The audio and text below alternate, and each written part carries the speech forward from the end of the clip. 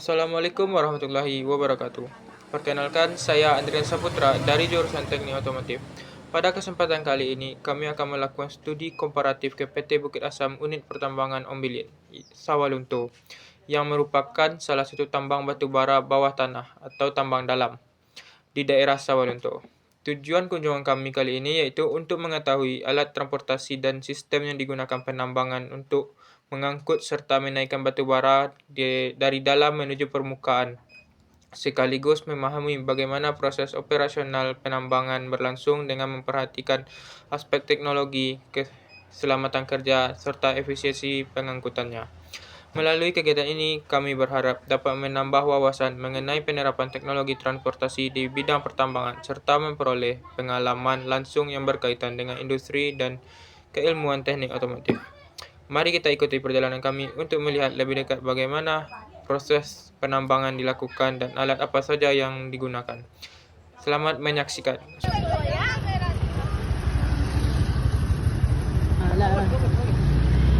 Setelah sampai di PTBA, kami dikumpulkan dalam suatu ruangan untuk menjelaskan beberapa peraturan yang diperbolehkan atau tidak diperbolehkan ketika masuk di dalam lubang tambang ini. Sekarang kita sudah sampai di depan pintu lubang tambangnya, yaitu sebelum masuk kita harus menggunakan helm safety, sepatu safety, serta harus membawa penerangan. Oh ya, sebelum masuk itu ada sedikit pengarahan dari Bapak pembimbing kami. Penyangga pasif ini contohnya kita cat konkret lebih kurang 11 meter. Nanti kedepannya ada lagi Habim, ada lagi arcis kombinasinya dengan kayu. Kalau penyangga aktif nanti ada power support yang contohnya ada di depan, terus ada hydraulic proof, terus ada root wall, itu yang penyangga aktif. Nah, kalau untuk transportasi kita kalau ngangkut barang-barang penunjang operasional kita menggunakan lori. Di sini sama kita lihat ada rel, ini jalur transportasi kita menggunakan lori. Nanti ada alat tariknya, ada aspal, ada aspal 6,6 kW, ada aspal 13,5 kW, ada aspal Picross, banyak jenisnya. Kalau untuk hasil galian kita menggunakan belt conveyor. Belt conveyor kita ada 13 sambung mesin yang sampai keluar di stop yang kita ada di depan. Cuman sekarang sudah kita bongkar karena kita sudah tidak produksi lagi.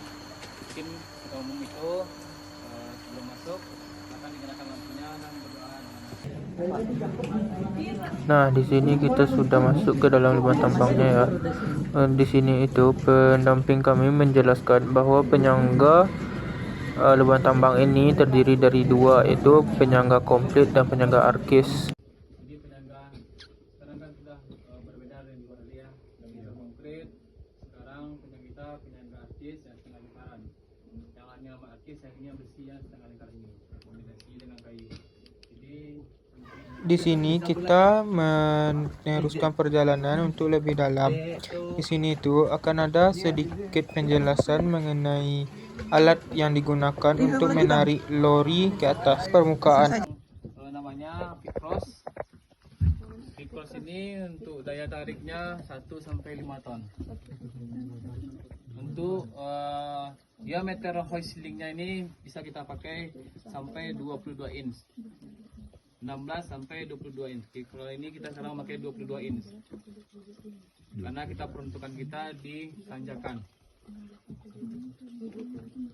Nah, ini yang aspal 13,5 kW. Tidak tadi kan?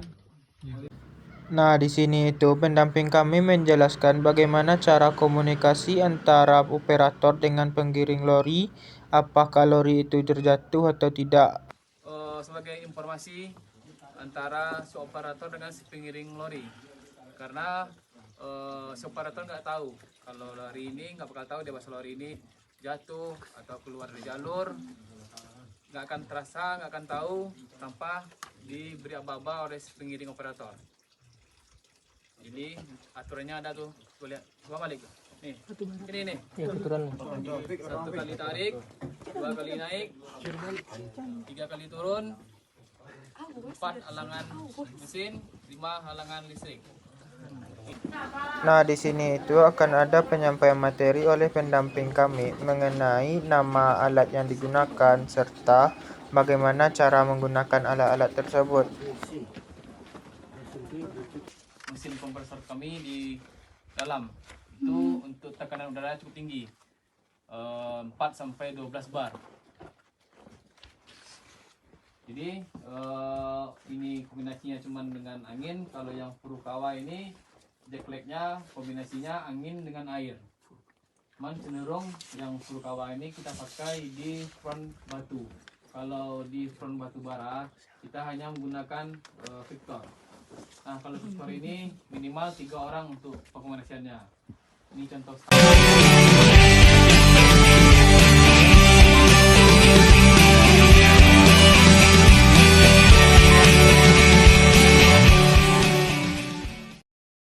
Coba kita.